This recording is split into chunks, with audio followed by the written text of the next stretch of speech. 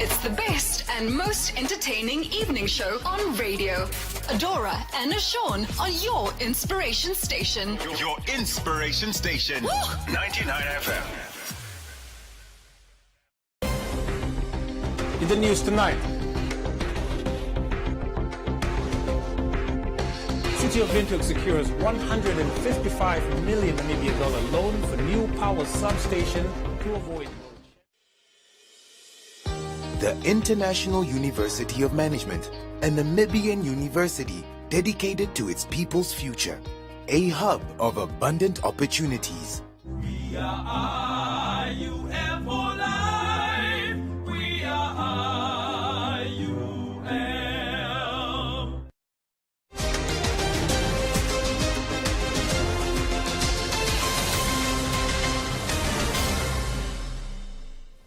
Good evening, I'm Isai Sipunga. Welcome to News on One. In the headlines, we didn't boycott independence celebrations, says PDM. Belgian women renovate kindergartens through corporate social responsibility project. Wildlife Foundation urges government to revise animal welfare legislation. And Business on One, Comments Corner, sports and the weather.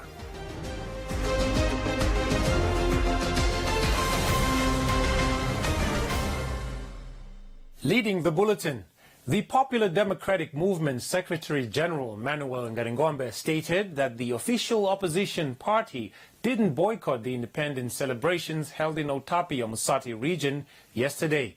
Ngaringombe stated that it is their responsibility as the second largest political party in the alternative government to attend national events. Ngaringombe made these remarks following the party's president McHenry Venani's noticeable absence from this year's independence celebrations. Ngaringombe said that Venani did not intentionally boycott the independence celebration as he had other equally important matters to attend to. Ngaringombe added that they are committed to embrace the freedom of the nation, even though the current administration is allegedly failing their duties to deliver accordingly. So we are not intentionally, as PDM, boycotting Independence Day. However, people think that Honorable Vanani did not attend Independence because he was boycotting Independence. No, it's because he have some commitments that he could not make it to the Independence Day in Otapi, and for that reason he could not go. As I'm talking to you now, he's attending to personal important matters. He's not even in town as I'm talking to you. I can't divulge more information on that, but I want to tell you that even if we are not comfortable, even if we are disheartened by the economical and other challenges that is in our country, we can't deny to attend an independence celebration, because the problem is not the day to celebrate it. The problem is those that are governed that are not governing accordingly. As you all know, we are the official opposition, the PDM, and we are calling ourselves and believe that we are the alternative government. So that is within us to celebrate the Independence Day, the 21st of March of every year, because what we are celebrating is the freedom from the colonial oppression, is the freedom of us governing ourselves as a country, is the freedom of all the fundamental human rights that have been guaranteed in our Constitution, Article 3. Now, as I'm saying that we are the alternative government, it is our responsibility, it is our accountability to attend national events, especially the Independence Day. Ngaringombe further stated that for Namibians to be happy during such celebrations, the government must offer the masses the reasons to celebrate, noting that so far nothing is happening. Something is not happening.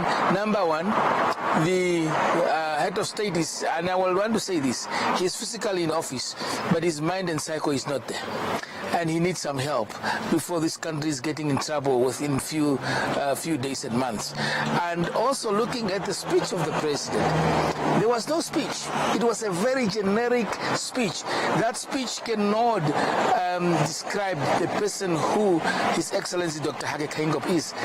All in all, we are not happy with it. We are not happy with what he said. But the PDM is not boycotting that day. All that we are saying is that for Namibians to be happy and proud for such a day, our government must start to deliver services, job creation. 46% youth unemployment is not a joke. We're promising low-cost housing is not coming. Whatever we're promising is not coming. Let's deliver. We don't want to see a Namibia that is going backwards after its independence. Namibia must develop and move on. Ngombe concluded that PDM, as the alternative government, will continue attending national events and they will not neglect their obligations.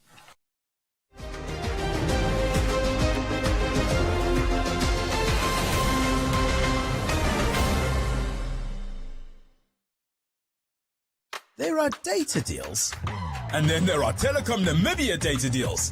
And if you want the biggest data deal of all, you gotta get 31-day Jiva, which comes with a massive 50 gigs of data. Is it even possible to use 50 gigs of data in a month? You tell us. You also get 1,000 voice minutes and 400 SMSs. To get your hands on 31-day Jiva, dial *130*780# and enjoy a month of mega data. Whoa, that's a lot of data, minutes and SMS. How much is that? Must be expensive. No, it's only 185 Namibian dollars excluding VAT. T's and C's apply. Telecom Namibia. Sharing your world.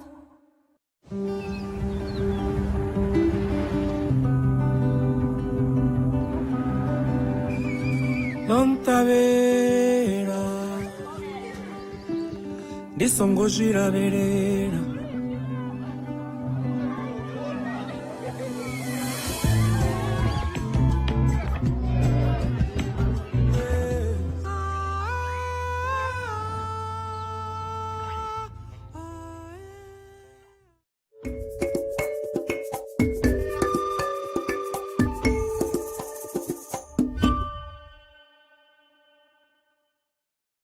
A 40-year-old Belgian national, Vanessa Noterman, who resides in Namibia, runs a corporate social responsibility project which upgrades infrastructure as well as teacher training at early childhood development centers in Windhoek's informal settlements. Noterman, who runs an ECD program called Kids at Heart, recently spent over 100,000 Namibian dollars on refurbishing classrooms, providing learning material and furniture, as well as renovating toilet facilities at a kindergarten in Windhoek's Hagahana.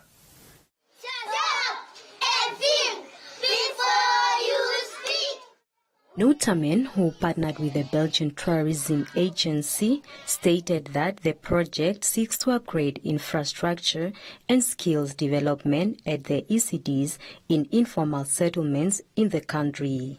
Noterman, who previously owned a kindergarten, stated she decided to come up with a project because she wants children to have a strong foundation, which she believes most of the children do not have before starting school.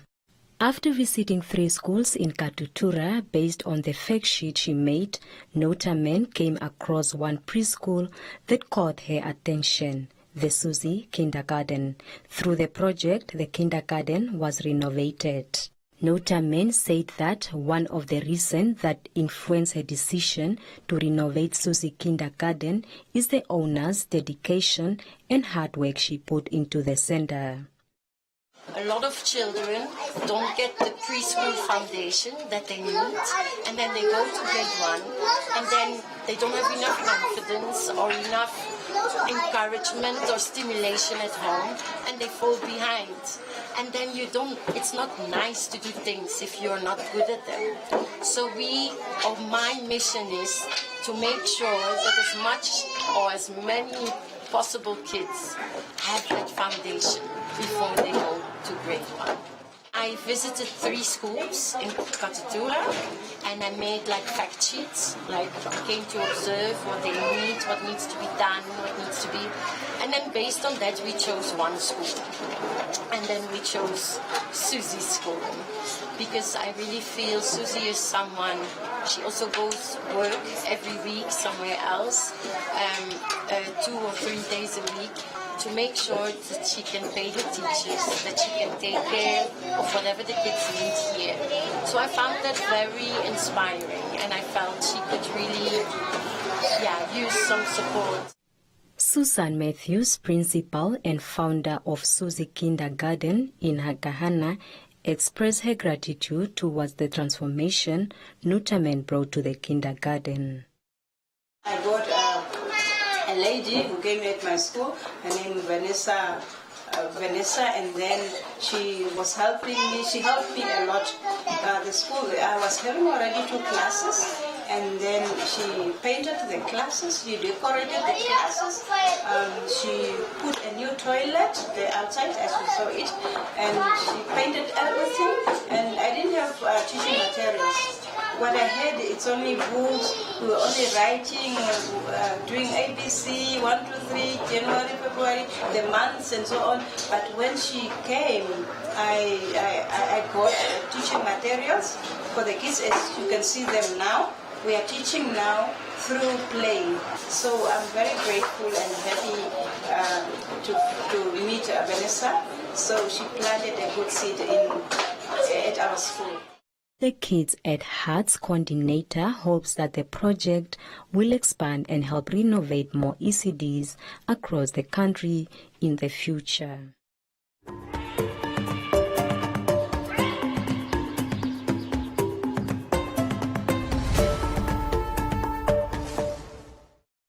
Nankuse Chief Executive Officer Rudy van Vuuren said the current anti-cruelty legislation and the improvement of animal welfare of the Ministry of Environment, Forestry and Tourism and the Ministry of Agriculture, Water and Land Reform do not complement each other or protect the existing endangered wildlife from human interference, except in the case of poaching. Van Vuuren made these remarks after Nankuse Wildlife Conservation Foundation won a court case against the Ministry of Environment, Forestry and Tourism in January this year concerning the relocation of 9 endangered indigenous wild birds from the Rare and Endangered Species Trust to the foundation. Van Vuuren added that although Nankuse considered the outcome of the case a big victory, the whole saga could have been avoided if the Ministry of Environment, Forestry and Tourism and the Ministry of Agriculture had better coordination. To avoid conflict and court cases and not waste taxpayers' money, dialogue is important, and trying to solve these issues before they go to court is very important. This case was brought on in last year in June, July, when we were approached by the Rare and Endangered Species Trust that were closing down their operations in Namibia. We then applied to the Minister of Environment, Forestry and Tourism to transport these birds to Nankuse. We didn't get any feedback from the ministry, and then we were contacted by the Rare and Endangered Species Trust saying that the ministry wants to confiscate the birds and remove them from their premises. We then, that was a critical stage for these birds, because amongst these birds are a breeding pair of Cape Griffon vultures, which is an incredibly rare species of vultures, and they just laid their egg. And that egg is important for conservation, because the chick can be raised and released back into the wild to augment the wild population. According to the Ministry of Environment, Forestry and Tourism spokesperson, the ministry awaits a final decision on the case as the matter is still before the court. Van Vuuren said the line ministries need to engage in a collaborative dialogue for the preservation of wildlife. I want to make it clear it's not an animal rights case that we're fighting here. It's an animal welfare case we're fighting. And we want new legislation for animal welfare in this country. And we know that there is new legislation in the pipeline, but we are once again sitting with two ministries, the Ministry of Agriculture and the Ministry of Environment, Forestry and Tourism. One has a new wildlife bill and one has a new Animal Protection Act. And these two acts, from the form or the drafts that I've seen, do not speak to each other. So it's important that these ministries engage people on the ground who work in this field every day to make sure that the new legislation doesn't end up in court again. Because in the end, it's the taxpayer who pays for these cases when government is involved, and it's unnecessary. It shouldn't be done that way. We are a small community in this country, and people working in conservation should work together. Van Vieren said the oldest bird of the 9 species is the Butterleer eagle, which arrived at rest in 2001, and the youngest is the Cape Griffon vulture, which hatched in August last year while the case was ongoing.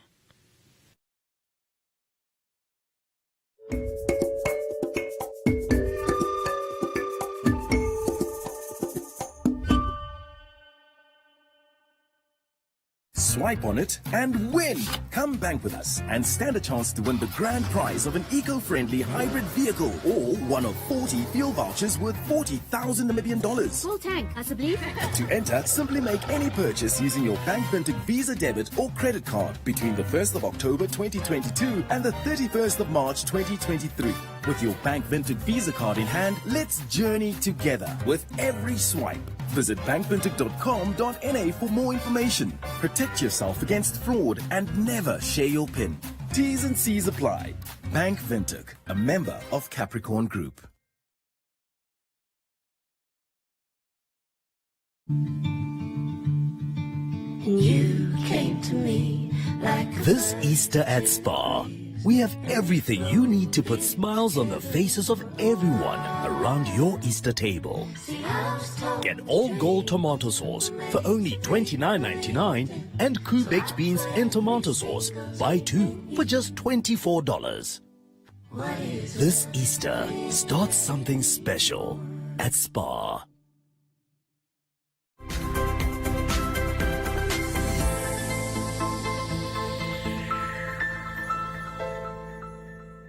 Welcome to this evening's edition of Business on One. The Ministry of Environment, Forestry and Tourism recently held a one-day workshop for registered tour guides to develop a framework that will direct operators in the industry. An administration officer at the ministry, Nicodemus Amon, stated that there are currently 536 tour guides registered as professional operators in the country.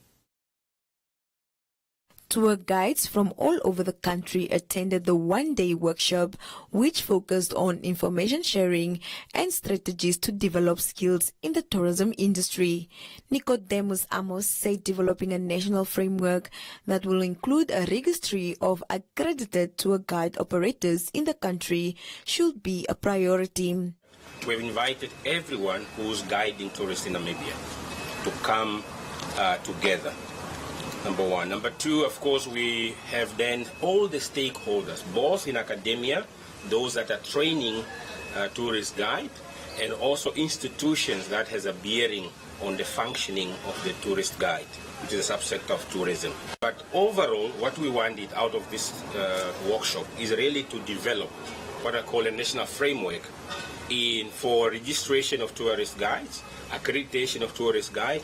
That will definitely further lead us to, number one, to understand what are the gaps, both in training and also in the accreditation framework. What is it that we need to bring in? Right. So it may not be the last workshop, of course it's the first workshop, but depending on what we get out of here, we likely again to just finally consolidate that. So what will happen then? You will have probably a draft National Tourist Guide Framework for Namibia.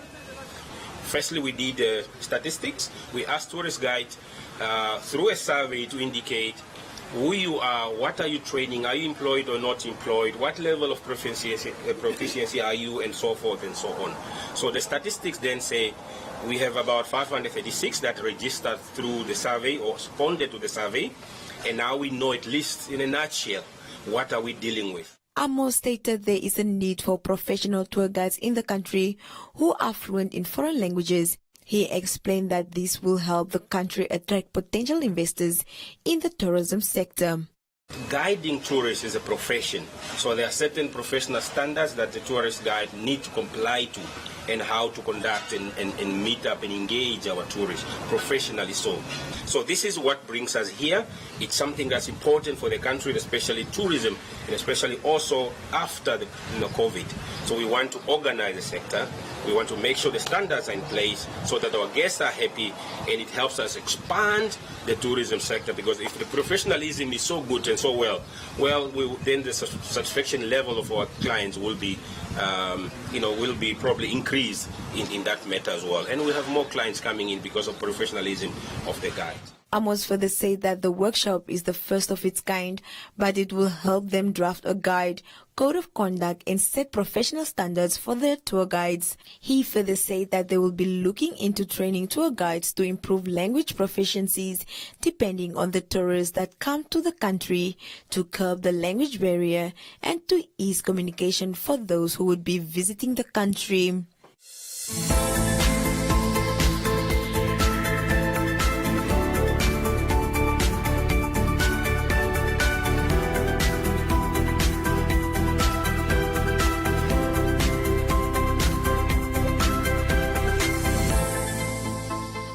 And that is all we have for you. Be sure to catch us again for more business news.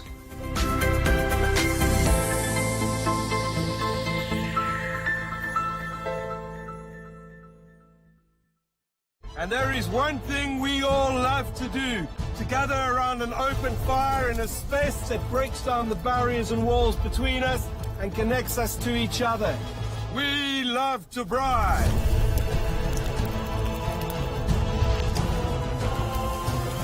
Ultimate Braai Master, coming to One Africa this February 26th.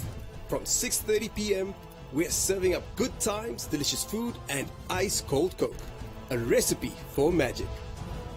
This is the drink Dale had when he tried bonding with his future father-in-law. I'm gonna go get some wood. This is Dale finding a cliff. This is Dale's new look. This is Dale finding bees, making his way up a cliff. This is a dart. Dale? Welcome to the family, Dale Dobbs, where great stories start. Not for persons under the age of 18.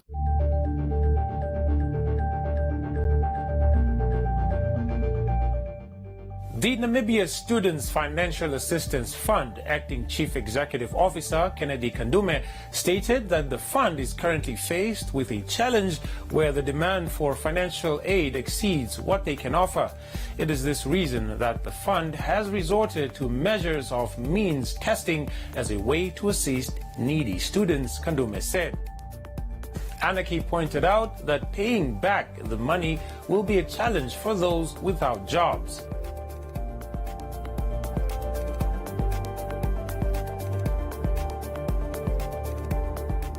Merkist agrees with Kennedy Kandume as the measures will bring in funds to pay for other students.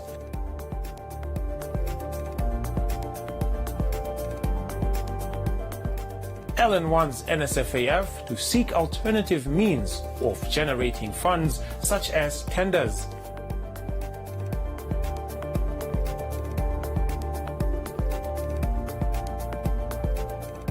Nikki said fishing quotas can be another alternative.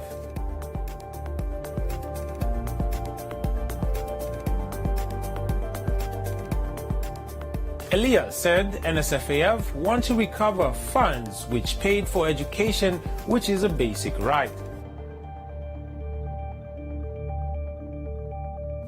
And that's it from Comments Corner. Please continue engaging with us on our stories for broadcast on News on One.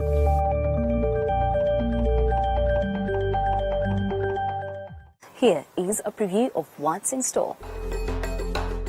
Passenger boats in Lagos help residents circumvent traffic jams.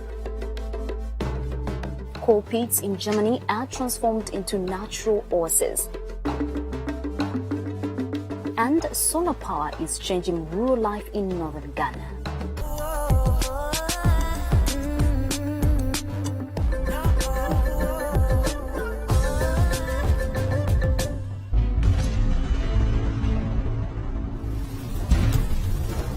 Fingers or toes? No! Somebody help me! Hey, calm yourself. Get out of my house! It was so simple, damn it. All you had to do was kill her.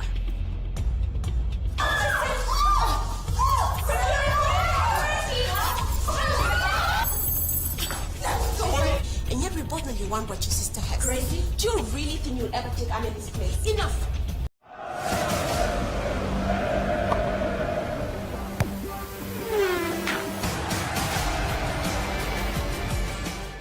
In tonight's sports news, Tafelaga Brave Warriors defender Ryan Nyambe, who recently joined the national team in South Africa, has expressed confidence in Colin Benjamin's coaching style. The national team spent 3 days in Johannesburg. The Tafelaga Brave Warriors traveled to South Africa on Sunday to meet up with international players such as Dion Hotto, Peter Shalulile and Ryan Nyambe for a 2-day training session at the Wit Sports Stadium in Johannesburg ahead of their match with Cameroon in the 2023 AFCON qualifiers. In a recording by the Namibian Football Association, Wigan Athletics' Ryan Nyambe, who has played under 2 previous Namibian national team coaches, stated that Colin Benjamin has football knowledge and has shown positivity in the current team setup. It's a very interesting season at the minute. We're in a very tough position, bottom of the table, fighting relegation. But yeah, it's been a tough season. I don't really like to compare when it comes to coaches because everyone's different. Everyone's got a different philosophy and style of play. But the new coach, he's got a lot of knowledge. Since he's been in Germany, so it's positive. In addition, Nyambe said that he is looking forward to the challenge from the Cameroon national team as the Tafelaga Brave Warriors squad has a lot of potential and talent. It's very good. Like I said, it's positive. We're all looking forward to the challenge against Cameroon. I think that's what's keeping us going. The Tafelaga Brave Warriors are expected to play Cameroon in a back-to-back fixture on Friday in Cameroon and next Monday in South Africa.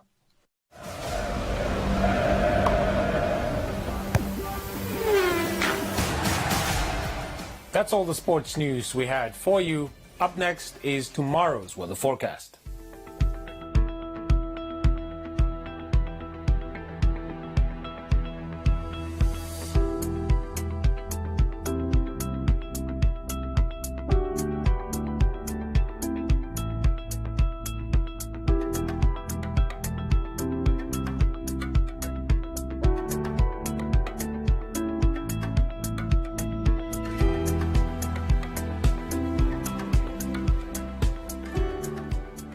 We've come to the end of tonight's edition of News on One. Please don't forget to follow us on our social media platforms.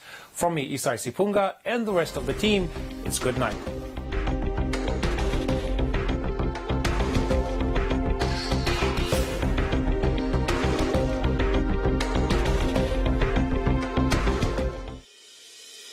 The International University of Management, a Namibian university dedicated to its people's future, a hub of abundant opportunities. We are IUM for life. We are IUM.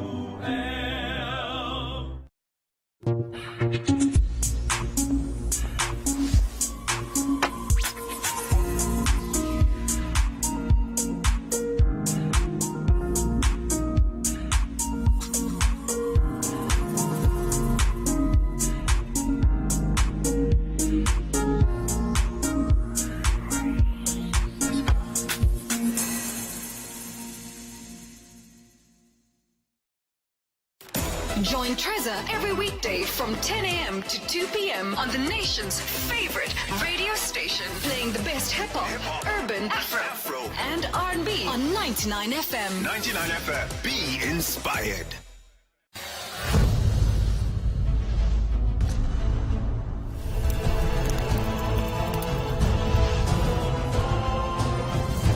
9 hopeful teams have started an epic journey of a lifetime from all corners of the Rainbow Nation to make their way to host city Nelson Mandela Bay to take part in the world's toughest outdoor cooking competition. Put it down, put it down! I was using my hands as a taunt. But if this year's hopefuls think that they've got the game